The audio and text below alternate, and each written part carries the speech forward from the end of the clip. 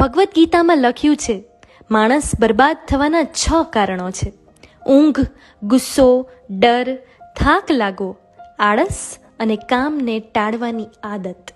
જીત એની જ થાય છે જે જીતવા માટે લડે.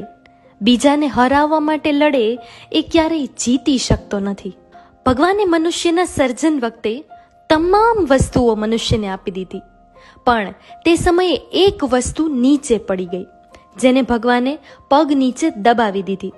મનુષ્ય ગયા પછી લક્ષ્મીજીએ પૂછ્યું, પ્રભુ, તમે પગ નીચે શું છુપાવ્યું?